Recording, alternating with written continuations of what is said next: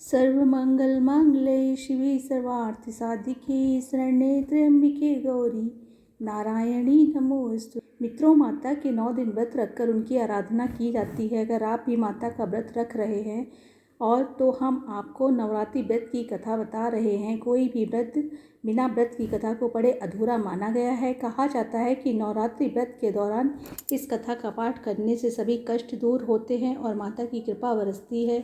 नवरात्र व्रत की कथा ब्रह्मा जी ने बृहस्पति जी को सुनाई थी। ब्रह्मा जी के अनुसार प्राचीन काल में मनोहर नगर में पीटक नाम का एक अनाथ ब्राह्मण निवास करता था। वह माँ दुर्गा की काफ़ी पूजा किया करता था। उसके घर सुमति नाम की कन्या का जन्म हुआ।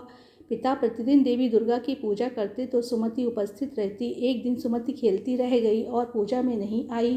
पिता को पुत्री की इस बात पर क्रोध आया और बोला, आज तूने भगवती का पूजन नहीं किया, इस कारण मैं किसी कुष्ठ रोगी या दरिद्र मनुष्य के साथ तेरा विवाह करूँगा।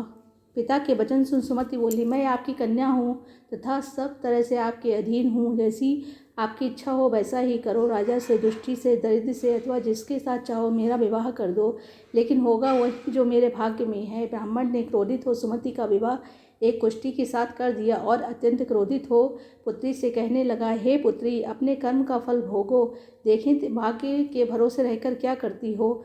उस बालिका की दशा देख भगवती प्रकट हुई और बोली कि पुत्री, मैं तेरे पूर्व जन्म के पुण्य के प्रभाव से प्रसन्न हूँ। तू पूर्व जन्म में निषाद की स्त्री थी और अति पतिव्रता थी। एक दिन तेरे पति निषाद ने चोरी करने के कारण तुम दोनों को सिपाहियों ने पकड़ लिया और ले जाकर जेल खाने में कैद कर दिया। नवरात्रि के दिनों में तुमने ना तो कुछ खाया और ना ही जल पिया।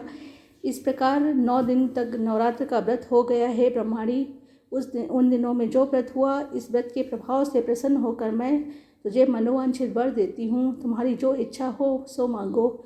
उसने माँ से कहा कि हे माँ, मेरे पति का कोढ़ दूर करो। देवी ने कहा, उन दिनों तुमने जो व्रत किया था उस व्रत का एक दिन का पुण्य पति का कोढ़ दूर करने के लिए अर्पण करो।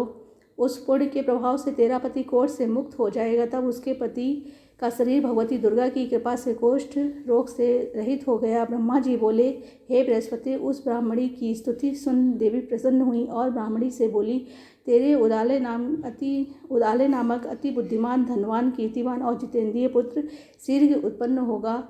सुमति ने माँ से कहा, भगवती दुर्गे, अगर आप मुझ पर प्रसन्न हैं तो कृपा कर मुझे नवरात्रि व्रत की विधि और उसके फल का विस्तार से वर्णन करें। देवी दुर्गा ने उसे बताया, आश्विन मास के शुक्ल पक्ष की प्रतिपदा से लेकर 9 दिन तक विधि पूर्वक व्रत करें। यदि दिन भर का व्रत न कर सके तो एक समय का भोजन करें। घर में घट स्थापन करें और वाटिका बनाकर उसको प्रतिदिन जल से सींचे। नित्य विधि सहित पूजा करें और पुष्पों से विधि पूर्वक अर्घ्य दें। खांड, घी, गेहूँ, शहद, जौ, तिल, बिल्व, नारियल, दाख और कदम आदि से हवन करें। गेहूँ से होम करने से लक्ष्मी की प्राप्ति होती है। खीर एवं चंपा के पुष्पों से धन की और बेलपत्रों से तेज व सुख की प्राप्ति होती है। बिजौरा के फल से अर्घ्य देने से रूप की प्राप्ति होती है। जायफल से अर्घ्य देने से कीर्ति, दाख से अर्घ्य देने से सिद्धि होती है, आभूषणों की प्राप्ति होती है। इस प्रकार पुष्पों व फलों से अर्घ्य देकर व्रत समाप्त होने पर 9वें दिन यथाविधि हवन करें।